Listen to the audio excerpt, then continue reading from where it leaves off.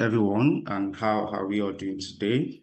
You're welcome to the 92nd edition of Good Morning BSN. My name is Paul Adeyinka, the Program Manager for ICT Impact Center, BSN Impact Center for Great Leadership, and I'll be your moderator for today. All right, today's topic is when technology fails, keeping customers' experience positive. And we have our speaker. I'll be introducing our speaker and the reflector for today, after which we will go straight into the presentation. Our speaker is Mr. Olubodun Akinkugbe. He is the Head Enterprise Client Success at MTN Nigeria Communications Limited, where he drives customer excellence and operational efficiency for business clients. With over 2 decades of experience at MTN, he has built deep expertise in enterprise customer management, revenue operations, credit and billing management, and service delivery. He has been known for leading impactful process automation and improvement projects that enhance customer experience and optimize business performance. His work reflects a strong commitment to innovation, customer satisfaction, and operational excellence. But our speaker for today, our reflector is Dolapo Orogbemi. Dolapo is a senior project manager for Banzai and is a seasoned professional who shapes ideas into meaningful outcomes across technology and business ecosystems. Dolapo has over 11 years of experience in product leadership, and it brings a strategic lens to product development and growth, leading cross-functional teams to deliver end-to-end solutions. He has a proven track record in aligning product strategy with customer needs and business imperatives, and driving value at every stage from ideation to launch and optimization. So we have 15 minutes for the speaker and we have 5 minutes for the reflector. Please, and we have 10 minutes for questions and answers. There's a question and answer, there's a Q&A section in the Zoom. Please put your questions and answer there. Put your questions there, sorry, so that it will be easier for us to get them across to the speaker instead of putting it in the chat room. All right, over to you, Mr. Akinkugbe.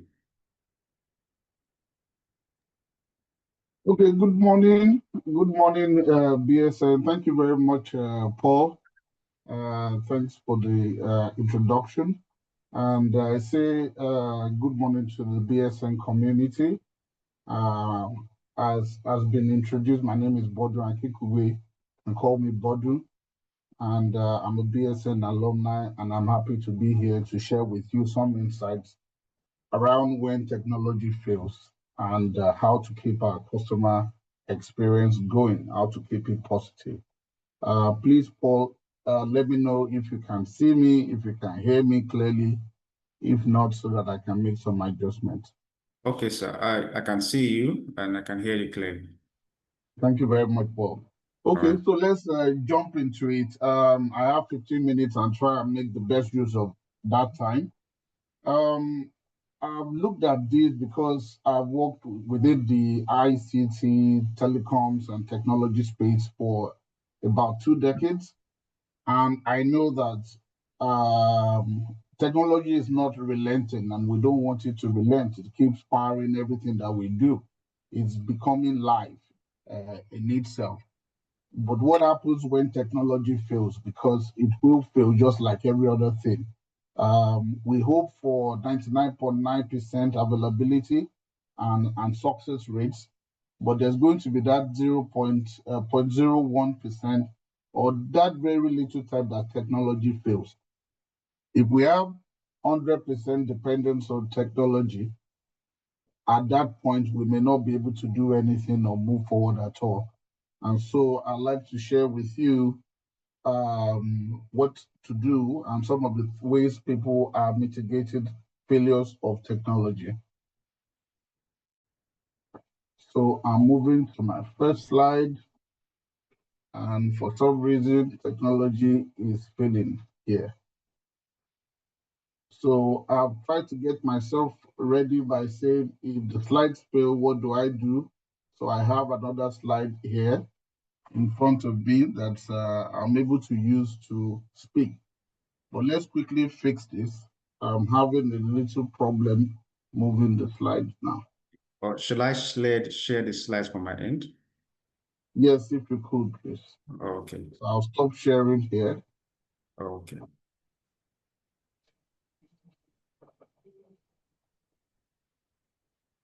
While the share is going on, just like I said, I've tried to prepare as much as possible for if that happens. So I have a second slide, and I also have my meeting notes here.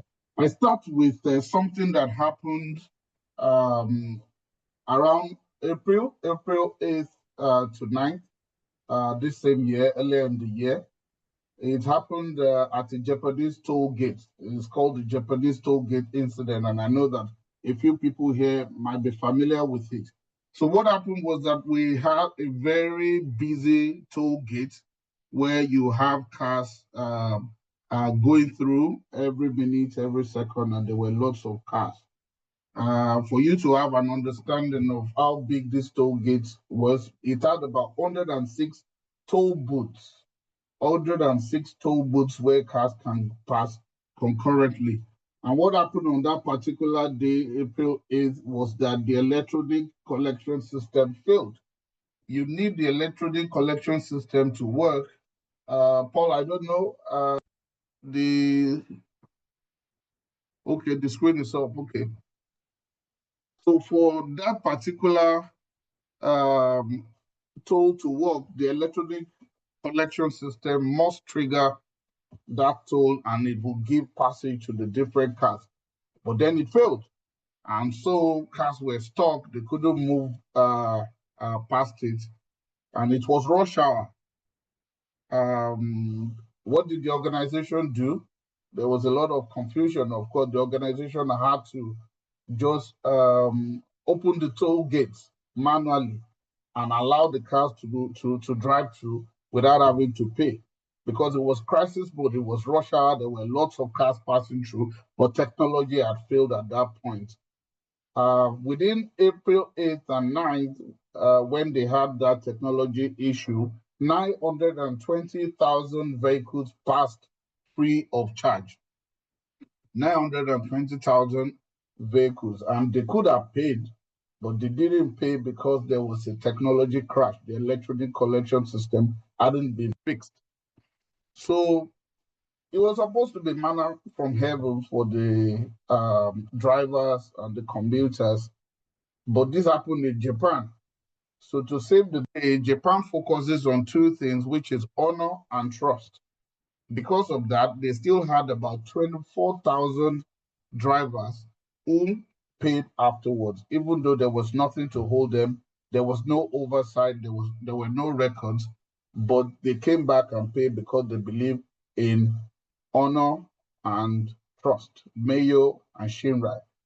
So that saved the day a little bit. But again, it takes us back to our topic. How do you keep experience positive, and what do you do when technology fails? Next slide, please.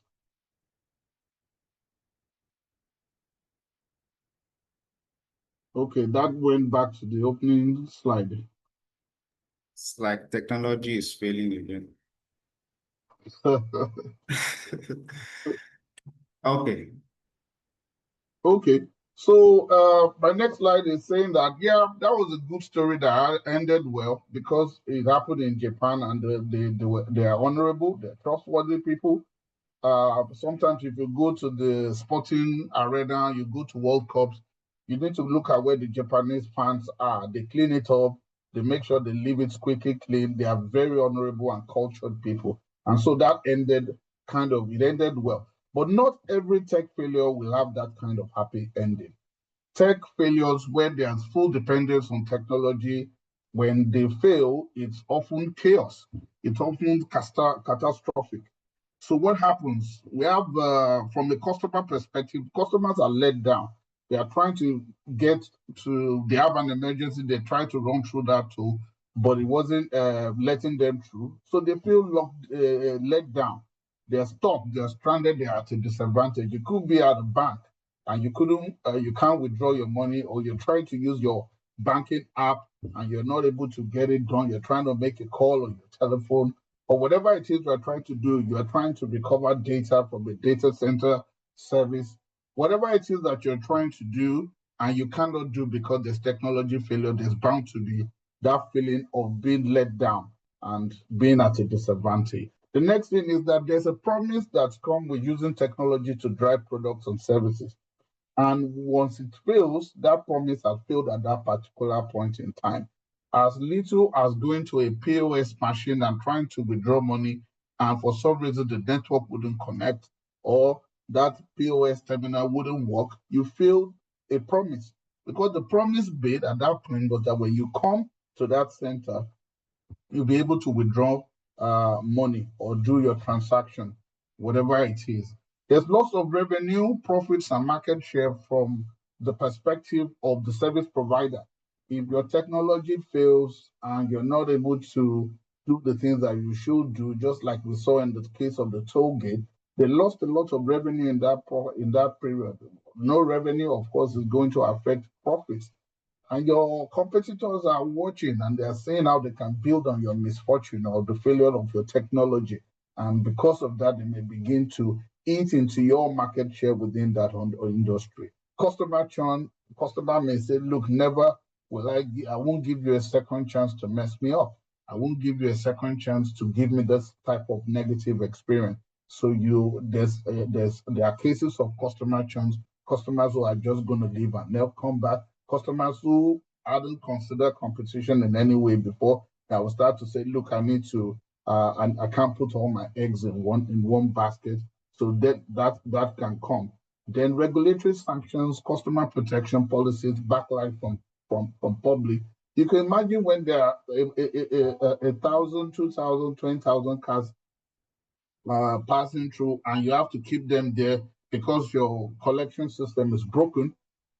There can be easily a stampede and a backlash immediately. So, and there are, in a lot of our industry, there are regulators who are looking to protect customers, and they can't come after that service provider. So these are some of the things that happen. Brand erosion, unreliable brand, incompetent service provider. These are the things that are going to be the label. And at the end of the day, that particular service provider, if it keeps happening and they have no way to mitigate it, it could be the joke of the industry, and they could be the butt of joke for competition. Competition looking at them and say, this is how not to provide service. So these are some of the ways that tech failures end. If we look away from the scenario with the Japanese toll gate. Next slide, please.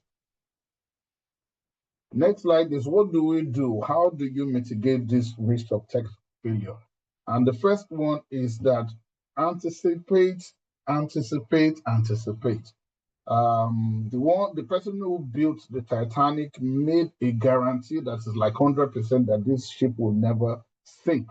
But we all know what happened in the case of Titanic.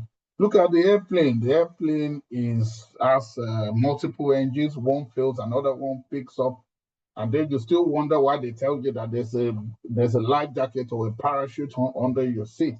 And this is anticipating failures could happen. We all keep saying, God forbid, and we pray about it, and we put all sorts of redundancies in place, but still you need to anticipate that technology can fail and then plan towards it. The next one, of course, is plan. You can pray, you can hope for the best, but plan for the worst case scenario, so that if it does happen, or if anything close to it happens, you already know exactly what you're going to do. Segment is, now we're talking about technology failure as it affects customers.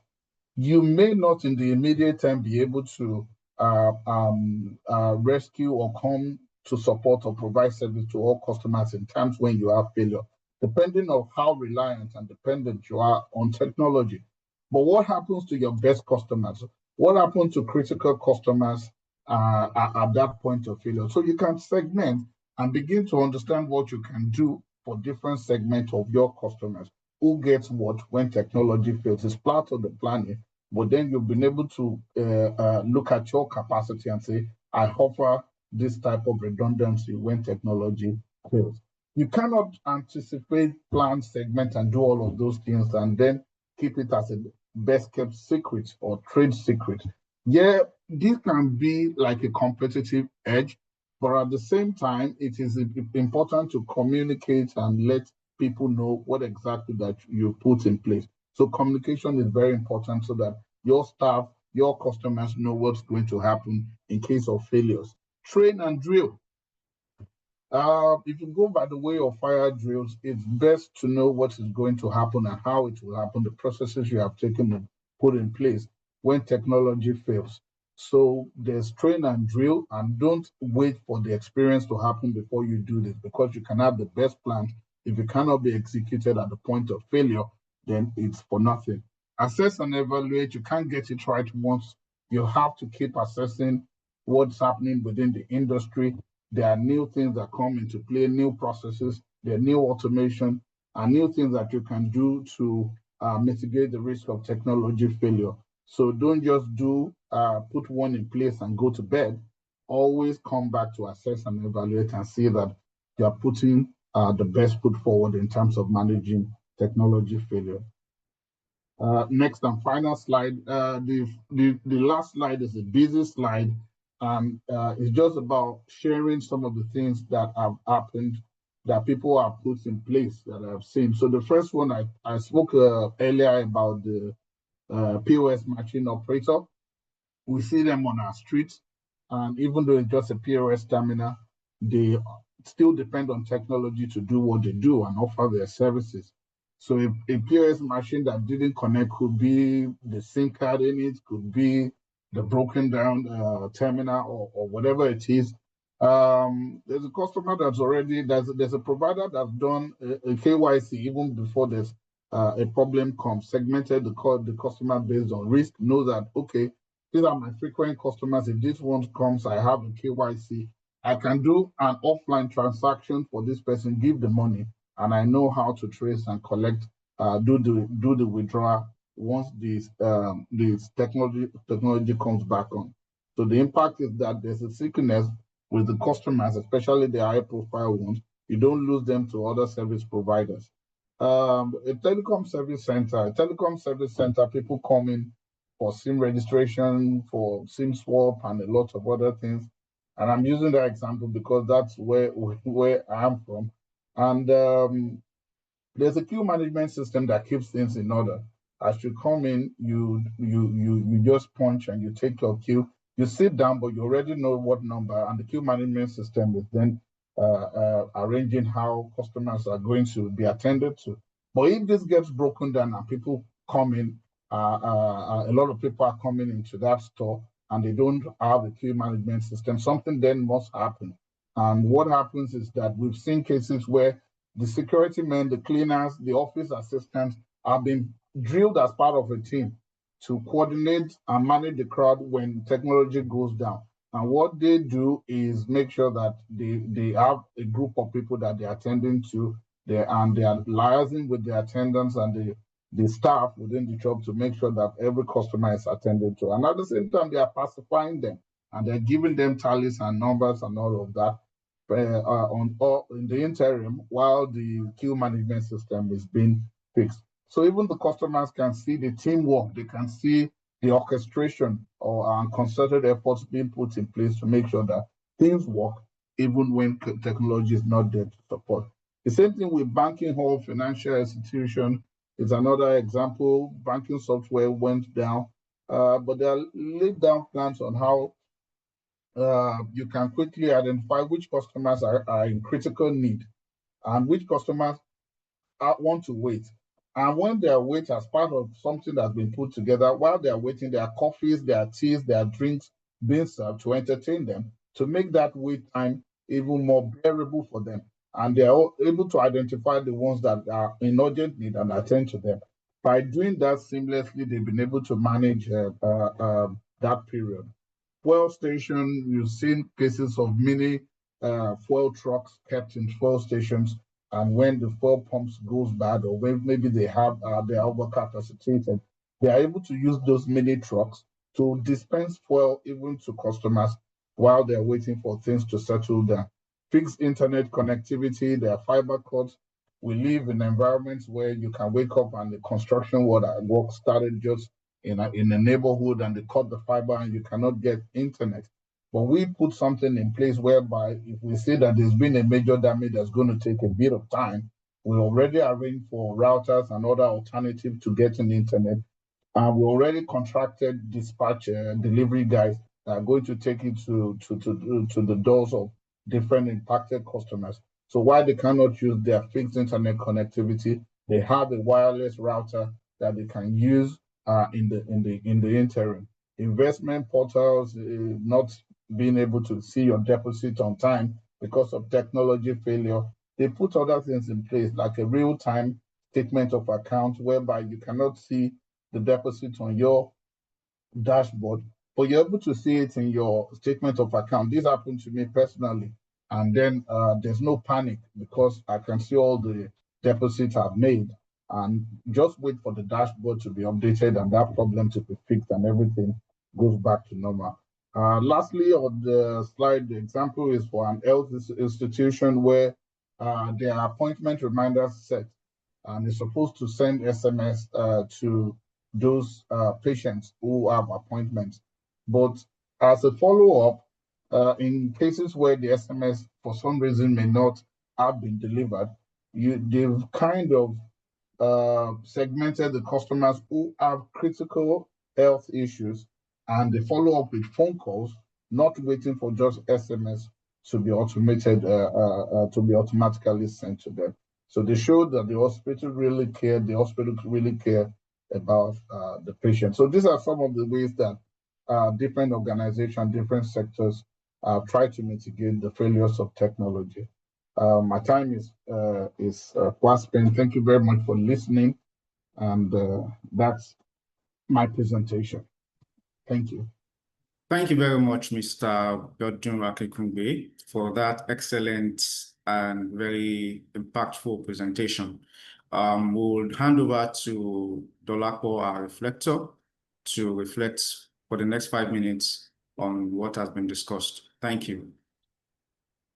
Yeah, thank you, everyone. Good morning again. And thank you, Bodo, as well, for walking everyone through what it looks like when technology fails. So a bit of background for me, I've been in the space of building technologies, and one of the key things that when an organization is building a technology is that every business wants to make sure that technology becomes a means to an end, and by end I mean you have to find a way to deliver value to your customers. And we've seen different scenarios, which I'll make examples of, like, for example, the Japanese toll gate, where the Japan community had built a culture of trust and honor. And that was an happy path where, everyone went back to make payments, even though they used the service, and it was for free for that day. But you think about a community like ourselves, where in Nigeria or other parts of the world, where for any slight glitch in the technology, then, for example, there could be so many impacts. For example, losing real customers, revenue loss, or even in the case of, people asking for refund or churn, for example. But what all this, kind of points to that, for you to be able to manage, this type of experiences, there's no doubt there will be some time in your business that, you would not have technology to provide service to your customers. But what ultimately stands is that, you've been able to build a good program or a good service around your customers in terms of having to drive loyalty, then keep them together. So one thing I've put together, just to quickly highlight, is that when you have technology as part of your value chain, either in the banking sector or even in the health sector, for example, or even in the telecom sector, for example, but you have multiple plans or mitigating plans to ensure that should anything fail, there's always a backup plan. We've also called that in my world happy path and unhappy path. So because for every reason where technology works, there's every reason for it not to work as well. And I've experienced that a little bit. So back to, what then keeps your customer, in the Japan scenario, they've built that culture of, having trust and, having honor to ensure that, regardless of what goes on, people will still be able to come back and, respect what is expected of them to do. But in a scenario where you have, for example, competitors in the Nigerian space or competitors outside the world, where in the space of, you have AI as the new shiny toy, you would always have that competition where, a new company is coming out to say, oh, we have a new solution today. It's faster, it's better. It makes your life even better. It's cheaper, for example. But you end up finding out that, there will be some customers or most of your customers would stay. Some customers would move to the other competitors. But what that truly means is that, at the end of the day, it's not really the technology that, keeps people when it fails, because when it doesn't fail, everyone is happy. But when it fails, that's when you know who your true customers are. So as part of every value chain, when you talk to customers, when you deliver a service to them, when you deliver value to them, it has become apparent that, there has to be an underlying culture. And what could be that culture? For example, is it how you communicate to your customers? How are you transparent to your customers about your service? Is it your pricing, for example? Or is it even, in a scenario where, something goes wrong, and how do you compensate them if that technology fails as well? Because ultimately you would find out that, you have to deal with so many factors, and there's so many uncertainties in your space where if technology fails, what do you then do? So as part of that experience as well, you think about, for example, when you begin to move up the value chain, you begin to have more customers in your space, begin to add more customers in what you do today. It ends up being a function of what kind of customers do you want to keep? Do you want to keep customers that, it's just about, oh, it's the best price for me? Or is just customers that's about, or what do you think would give me the best value? But ultimately, at the end of the day, if you don't build a culture of transparency, or you don't build a culture of proper communication to your customers, should anything go wrong, you would always have to challenge or always have to fight with other competitors. And the bottom line is, while you have technology, make it a vehicle to deliver value to your customers.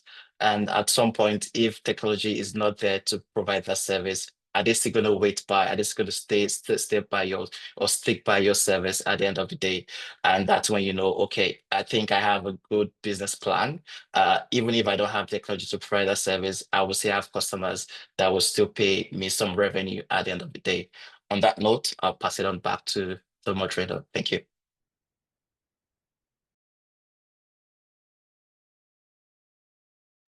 Sorry, I was muted. Thank you very much, Dolapo, for that. Thank you for that well said reflection. I can see people joining in from different countries. I can see from Tanzania, from Ghana, from different places, and thank you. It really shows that the Good Morning BSN, it's global, even from Netherlands, right? All right, so thank you for that well said presentation, Mr. Olubodun Akinkugbe and Dolapo.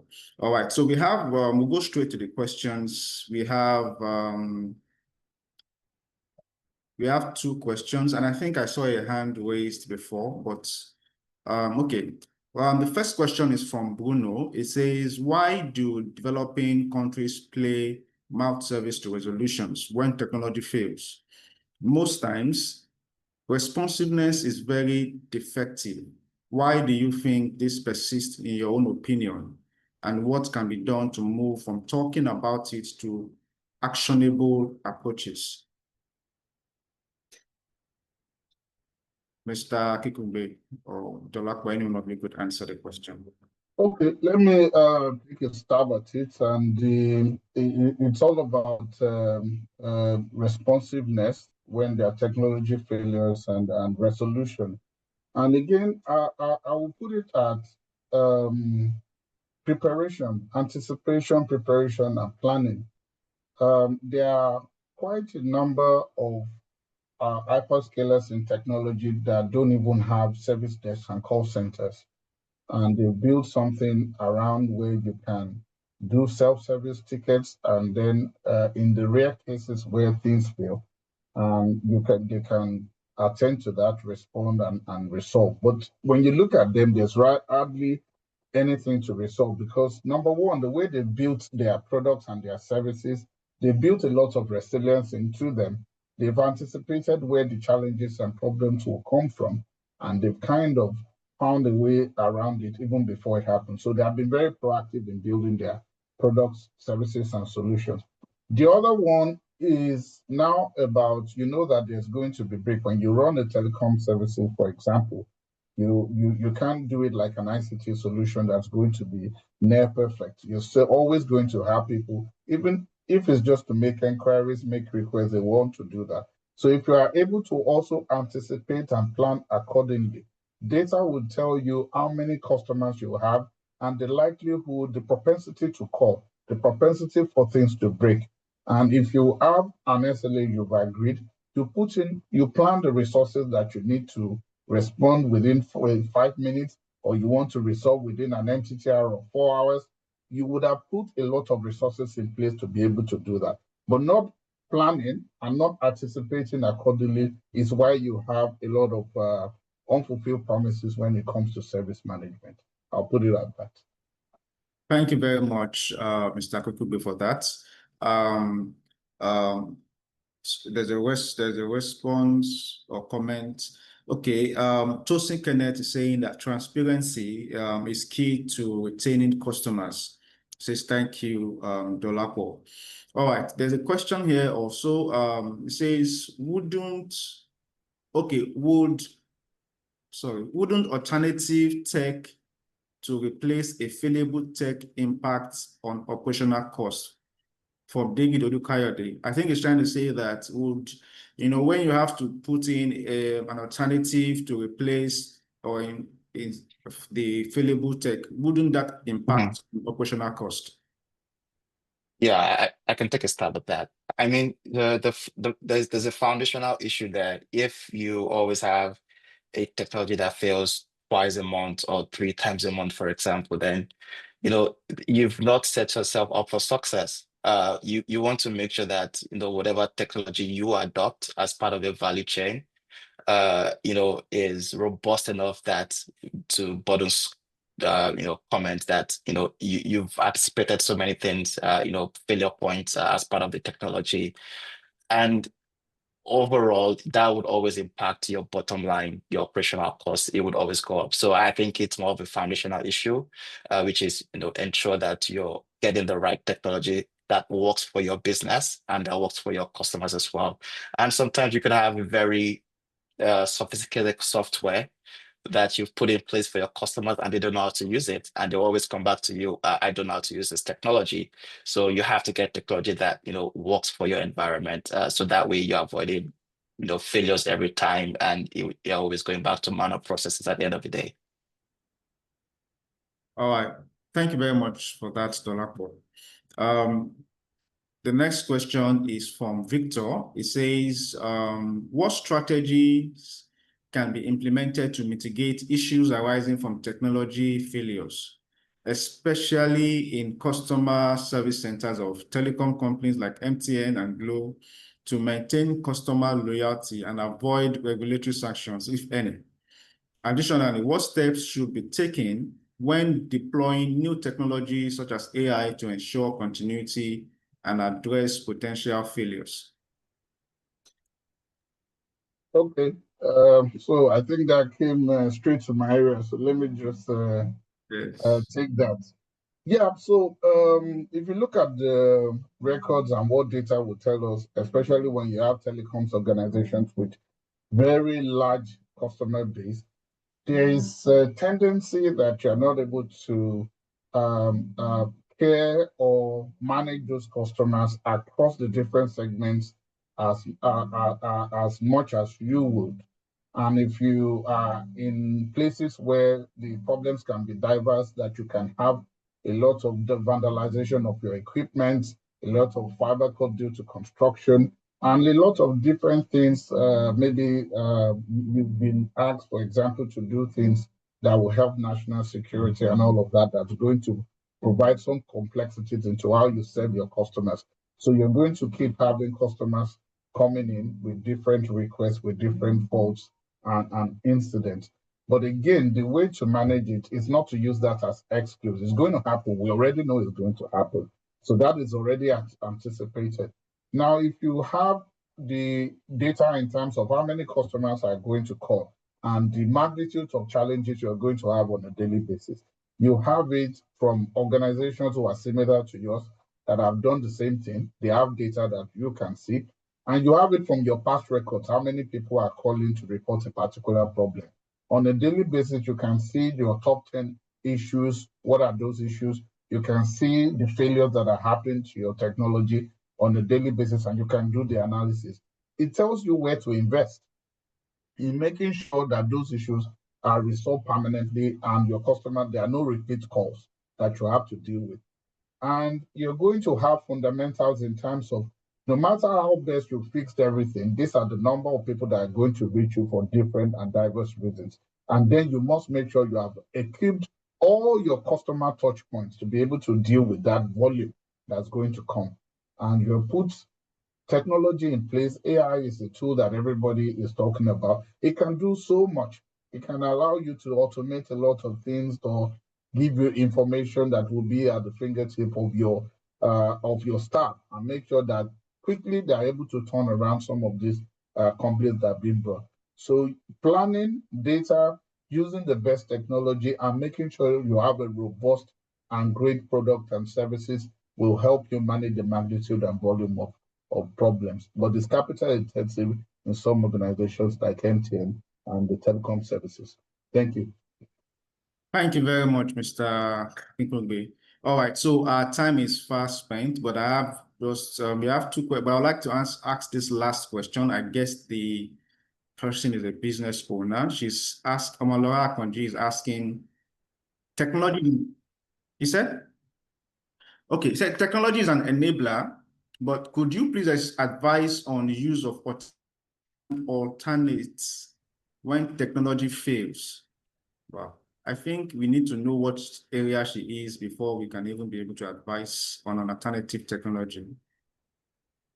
Mr. Akinkugbe, what do you think?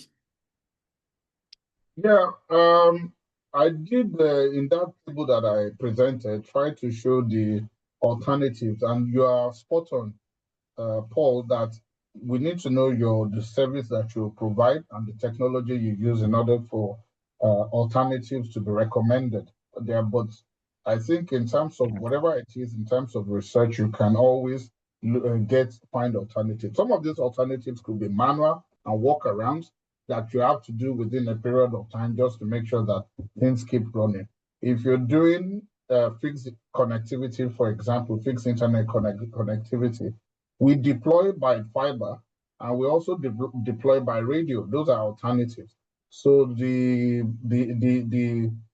plan A, the primary link, could be the fiber, and then if something happens, it gets cut, we can switch over to the radio, which is over up there and not being cut. So there, in diverse ways, there are different types of alternatives that one can deploy. The POS machine machine operator can decide to keep a manual database to say that I have my top customers, I know where they live, I know who they are, I know how to reach them, and I've built some trust. So when that POS machine fails, it defaults to that manual database and gives out the cash and then knows how he or she is going to get the money. That's also an alternative. Alternative in the health institution matter is that they reach out with SMS, but at the same time, they are putting phone calls through to their critical customers as an alternative to reaching out to them. So there are so many alternatives that can be considered, whether it's deploying another type of technology or going the manual route. Thank you. Okay, Omolara is saying she's in the service business, but what I would advise Omolara is please do send us an email, right? And let us understand what it is. Then we can forward to I can forward to either Dolapo or Mr. Akinkugbe to help you to be able to understand how to solve that challenge. The main reason, and these are one of the reasons why we have this, because people have challenges in their businesses, and with these discussions, we are able to get real-time solutions to address business problems and leadership problems. So thank you. With this, we've come to the end of today's Good Morning BSN session. I want to say thank you, Mr. Akinkugbe, for your time. I know you've had a very busy week. And Dolapo, thank you very much, because I know it's about 3 a.m. over there, or is it 4 a.m.? You had to wake up all night to do this for us. We really do appreciate you. And to our audience, we say thank you for joining us today, and we look forward to having you once again next week. Enjoy the rest of your day.